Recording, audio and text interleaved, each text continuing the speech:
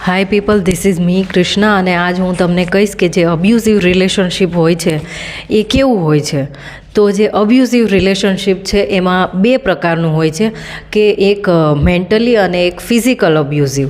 તો જે mentally abuse mentally જે અબ્યુઝ હોય છે એમાં તમને શબ્દોથી અને જે ગાળો, પછી આપણને ના ગમે એવી વાતો અને આપણું દિલ હર્ટ થાય એવી બધી વાતો કરીને આપણને જે મેન્ટલી એટલે કે આપણને મનથી જે ટોર્ચર કરવામાં આવે છે એને મેન્ટલી અબ્યુઝ કહેવામાં આવે છે. અને બીજું છે ફિઝિકલ અબ્યુઝ. તો ફિઝિકલ અબ્યુઝ એ છે કે તમને કોઈ વ્યક્તિ છે એ હાથથી અને તમને મારે અને પછી શરીરમાં ક્યાંય બી ઈજા પહોંચાડે એને ફિઝિકલ અબ્યુઝ કહેવાય. તો આ બંને છે એ અબ્યુઝિવ રિલેશનશિપના બે પ્રકાર છે કે કોઈ વ્યક્તિ છે એ તમને શબ્દથી પણ તમને હેરાન કરી શકે છે અને બીજું કે જે ફિઝિકલ એટલે કે તમને મારી અને ઈજા પહોંચાડીને તમને જે કરે છે એને ફિઝિકલ અબ્યુઝ કહેવાય. અને આ જે અબ્યુઝ છે એ આપણા ભારતીય સમાજમાં બહુ જોવા મળે છે. એવું નથી કે કોઈ વ્યક્તિ જે કોઈ પતિ પત્ની છે એના વચ્ચે જ આવું ચાલે છે, પણ મેં જ્યારથી જોયું છે ત્યારે કોઈ પતિ છે એની પત્નીને મારે છે એ તો છે જ, પણ અત્યારના જે રિલેશનશિપ છે એમાં પણ એવું જ થાય છે કે કોઈ છોકરો છે એ છોકરીને મારે છે, ગાળો દે છે. તો એ મેન્ટલી અને ફિઝિકલ બંને અબ્યુઝ છે.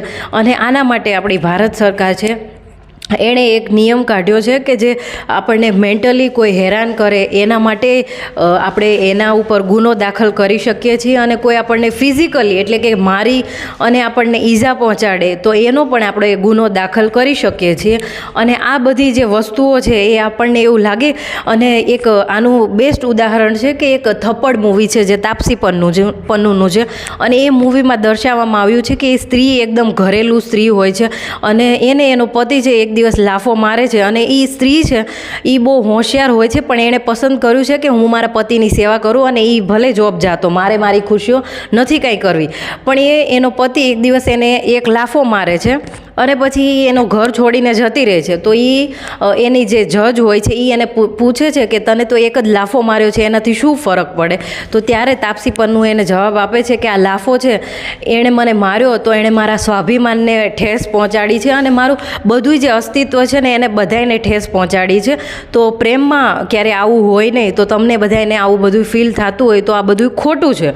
અને પ્રેમમાં વ્યક્તિ છે એ આપણી પહેલાં રિસ્પેક્ટ કરે અને આપણને સમજાવે કે તમે એક માણસ છો. ગાળો દે, મારે એ બધો પ્રેમ છે જ નહીં. તો પ્લીઝ આ બધામાંથી બહાર આવજો અને